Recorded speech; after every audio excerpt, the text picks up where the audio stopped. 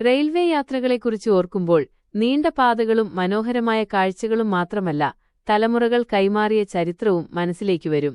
ഈ വീഡിയോയിൽ നമ്മൾ ഇന്ത്യയിലെ 2 പ്രധാന റെയിൽവേ വിശേഷങ്ങളാണ് പരിചയപ്പെടുന്നത്. 1. ഇന്ത്യയിലെ ഏറ്റവും വലിയ റെയിൽവേ വളവായ കുഴിത്തുറ റെയിൽവേ കർവ്. 2. കേരളത്തിലെ ഏറ്റവും പഴയതും ചരിത്രപരവുമായ കൊല്ലം റെയിൽവേ സ്റ്റേഷൻ.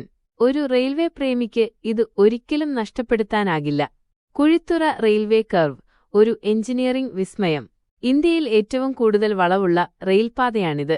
ഏകദേശം 13 ഡിഗ്രി വളവാണ് ഇവിടെയുള്ളത്.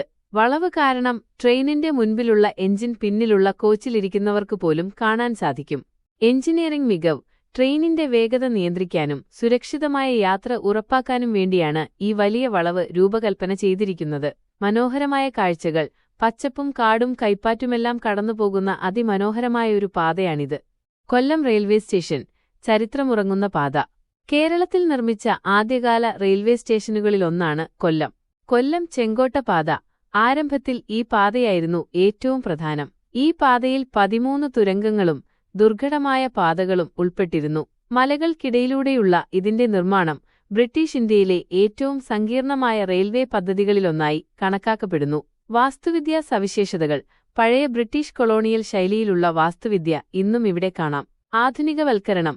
ഇന്നിതൊരു പ്രധാന റെയിൽവേ കേന്ദ്രമാണെങ്കിലും അതിന്റെ പൈതൃകത്തിന് കോട്ടം സംഭവിച്ചിട്ടില്ല. ഇതൊരു യാത്രയായിരുന്നു കാലത്തിന്റെ വളവുകളിലൂടെ. ഒന്ന് അതിന്റെ വളവുകൊണ്ട് ശ്രദ്ധ നേടിയ പാത. മറ്റൊന്ന് ചരിത്രത്തിന്റെ വഴികളിലൂടെ സഞ്ചരിച്ച ഒരു സ്റ്റേഷൻ. ഓരോ പാതയ്ക്കും അതിന്റേതായ കഥയുണ്ടെന്നും ഓരോ സ്റ്റേഷനും അതിന്റേതായ ആത്മാവുണ്ടെന്നും ഇവ നമ്മെ ഓർമ്മിപ്പിക്കുന്നു.